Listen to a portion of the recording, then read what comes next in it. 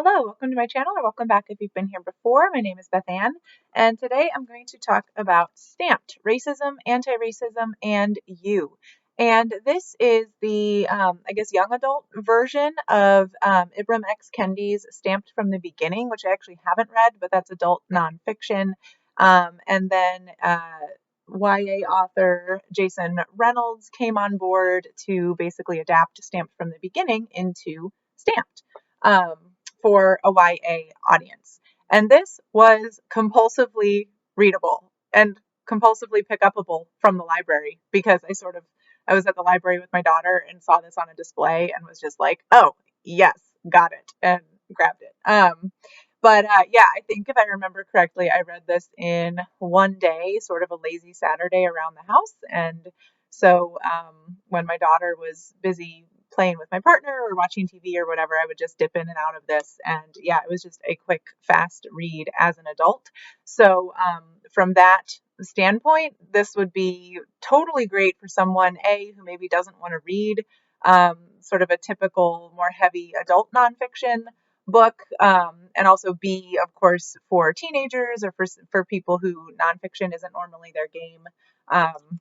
But yeah, it was just incredibly accessible, incredibly conversational. So Jason Reynolds really writes from sort of a I'm telling this story perspective, and so he has sort of a narrative voice a little bit in pieces of this.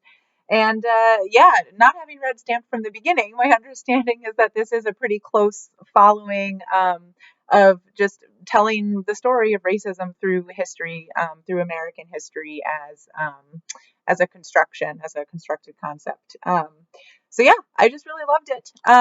And I thought I would just maybe share some of the quotes from it that I really liked because I sort of like the almost like young adult in your face tone of it. So one of the first quotes is really early in the book. It's on the first page of chapter 2, where Reynolds and Kendi are talking about the original concept of race as it's now applied today. And how there were early race theorists, and then sort of everybody was jumping on the bandwagon of putting everything through this racial lens. So Reynolds writes, because if there's one thing we all know about humans, it's that most of us are followers, looking for something to be part of to make us feel better about our own selfishness. And I just thought that was a good, pithy line and definitely applies to how white supremacy and racism came to be and gained so much power and are still part of our social cultural fabric, and also really apply to a lot of things today, honestly, a lot of movements today. Okay, and then a second quote. This is on page 23. And I like this quote because it's pushing back against the idea that we could say that someone is a product of their time to excuse racist behavior or racist thought. They've just been going through and talking about the people who were justifying slavery and sort of building that as the basis of the U.S.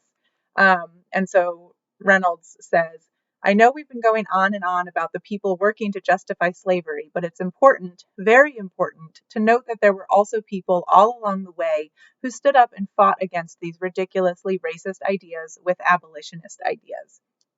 So again, I like that because it's pushing back against that rhetoric of we should excuse people for being the product of their time. And that doesn't mean that people, the sort of people that we use that phrase for, right? It doesn't mean that they don't add any value or we should totally discount them, but that is sort of a cop-out because all throughout American history, there have been people pushing back very strongly against racist ideas.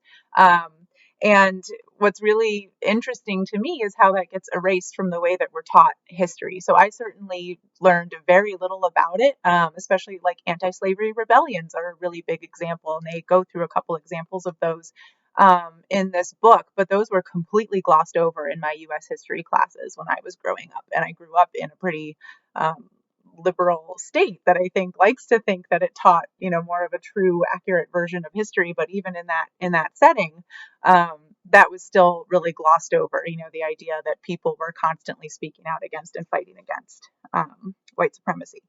So I thought that was interesting. And then Another final quote I want to share, this is from page 110. So they're talking about when the 15th Amendment was finally made official in 1870, and said that people can't be prohibited from voting on the basis of race. And that was a little bit of a watershed moment because some of the people who had been fighting against racism and against slavery thought that they'd won and that the battle was over. And so we're talking about this. Reynolds says, the 15th Amendment was a big deal, but here's the thing about big deals. If people aren't careful, they can be tricked into believing a big deal is a done deal, like there's no more fight left, no reason to keep pushing, that freedom is an actual destination. And that's how Garrison and the American Anti-Slavery Society felt, like their jobs were done. They disbanded in 1870.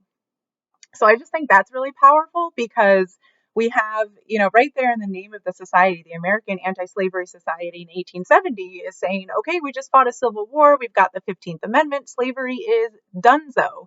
But then over the end of the 19th century, we have the institution, the creation of the Jim Crow South. We've got the creation of the prison system, and essentially a new system of slavery, just with a different name and a little bit more subtle and a little bit more hidden from our eyes so that we didn't have to confront it. And so it's like, yeah, we still needed the Anti-Slavery Society.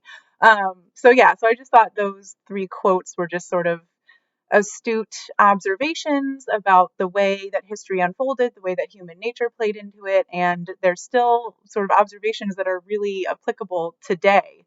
So I really liked those, and that gives you some flavor of the style of writing in this book. So I absolutely love this. I thought this was a 5-star book. If you've read this, I would love to hear your thoughts below. If you know a teenager who's read this, I would love to hear what they think. And I do want to read Stamped from the Beginning by Kendi. I've read his How to Be an Anti-Racist, which I also found really interesting and compelling and learned a lot from. But yeah, now I'd like to read the adult version of this since I am an adult. But yeah, so any feedback down below, let me know. And otherwise, I'll see you all in the next video. Thanks. Bye.